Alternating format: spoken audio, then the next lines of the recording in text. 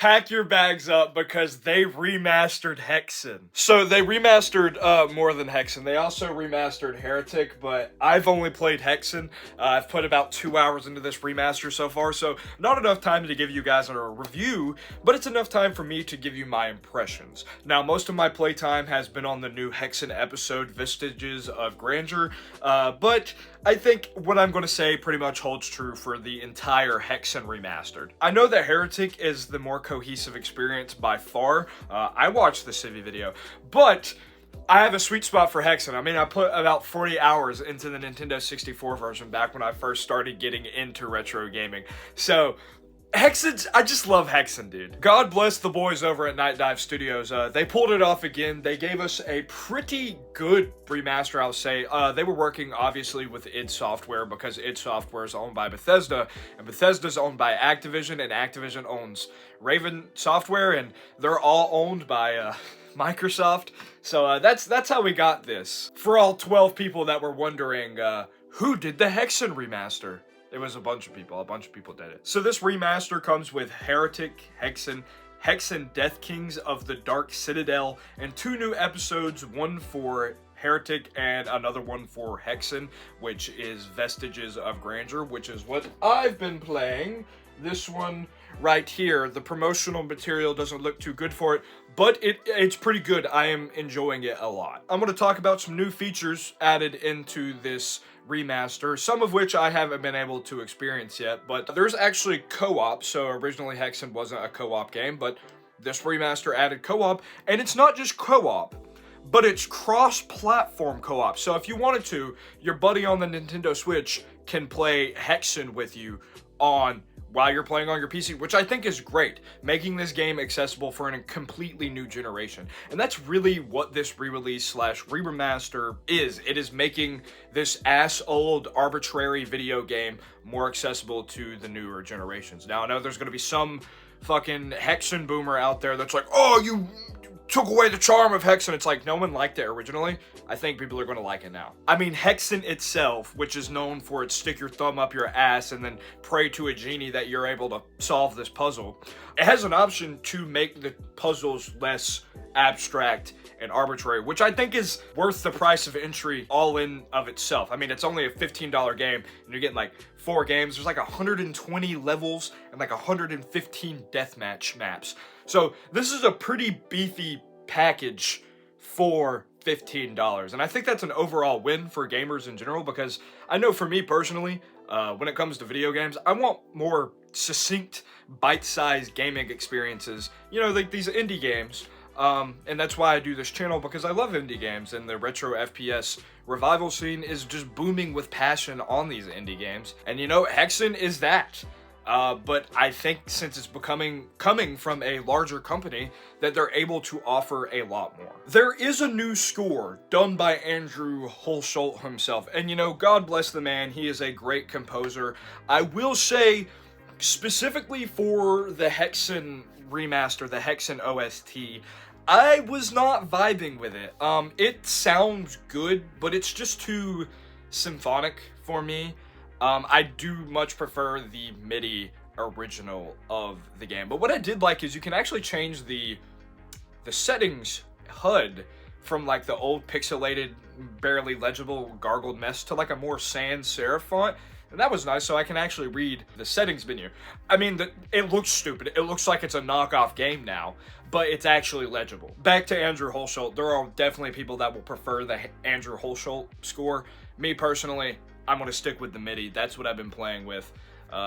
It is what it is, you know? Now, if there was one bad thing about this remaster, I gotta talk about it. It's, you know, Hexen introduced the whole, like, looking up and down in the Doom engine. Like, that was revolutionary.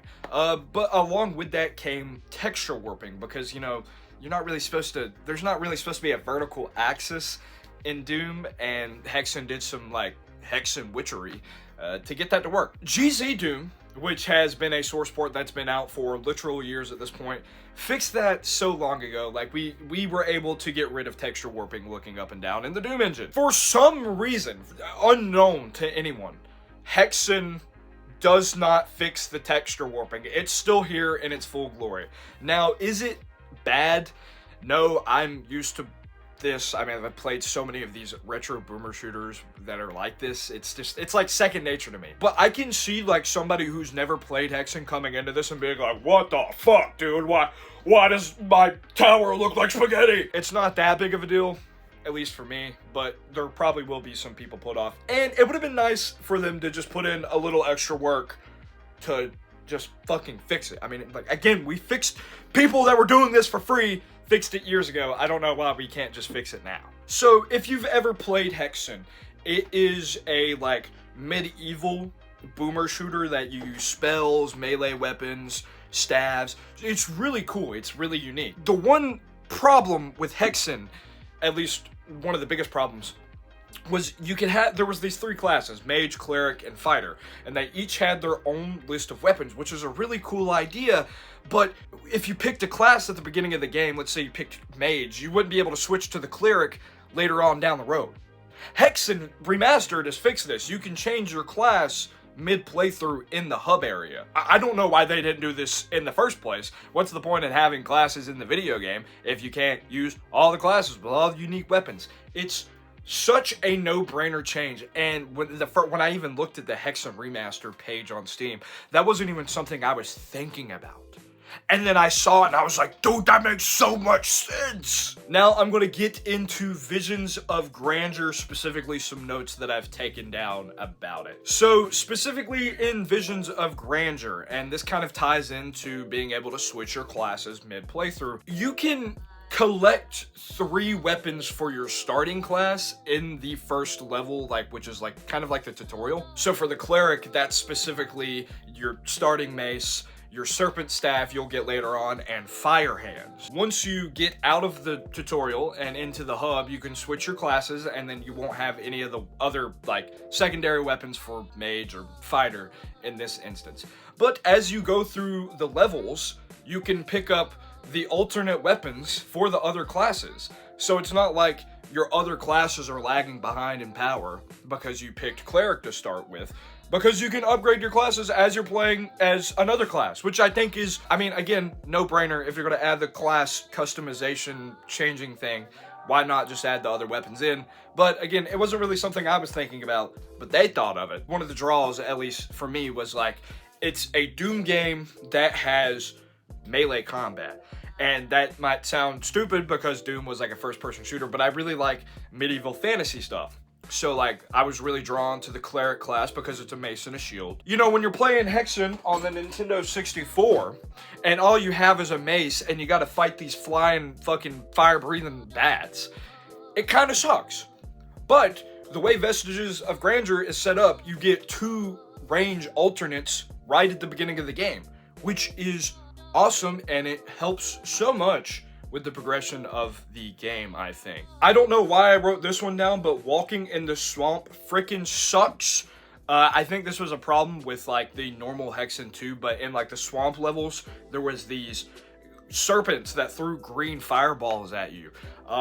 They can like block you while you're walking through the swamp, which you have to, and you can get surrounded by them and stuck, and it'll kill you. It happened to me like 3 times. It's not a good feature. It doesn't feel like the game earned that kill over me. Like, when I die in video games, if it's worth it, I'll be like, okay, like, the game earned that death over me. That doesn't feel like I was earned. I was just fucking trapped. This one's kind of like a nitpick, but there was one of the levels where there was just like trees everywhere, and I was like, I mean, that's cool. It sets the tone, but like, too many environmental blocks. It's hard to walk. The hitbox of the trees are bigger than they even look. It's annoying. I don't know how you could fix that, but I mean, I guess remove trees, but again, it's just a nitpick. And I think that Vestiges of Grandeur specifically will go down as the definitive Hexen experience. The puzzles themselves are still arbitrary in line with the original Hexen, but they're a lot more manageable. I am low IQ brain having monkey man, but I was able to kind of just aimlessly go through and find what I needed to find in Vestiges of Grandeur, which is kind of all I really want when playing these retro boomer shooter things, is like, turn my brain off, shoot thing with fire hand, profit, and feel a little bit of a sense of accomplishment when I do like one puzzle. That was my review of Hexen Remastered. not really a review, it's more of like an impressions. If you like this video, drop a like on the video, subscribe to the channel if you're new, and if you've played Hexen Remastered, tell me what your thoughts in the comment section. I'm really wanting to know, like, gauge the experience of people on this remaster. I saw a bunch of the Steam reviews, it's mostly positive. There was one guy that I saw, though, he was like, really angry. He was like, this remaster fucking sucks! It's bad! And they removed old Hexen! Ah! It's like, okay, they removed old Hexen, but do you really need old Hexen if we have this? Like, I can understand the argument if they made the game worse, or if they changed the game fundamentally in a way that is different, but it's better now. And you can just play it the original way that you could with Hexen. So I think that guy just wanted to be angry about, just be angry to be angry. Again, Hexen boomers. Who knew they existed? But they do. I'll see you guys in the next video. Peace.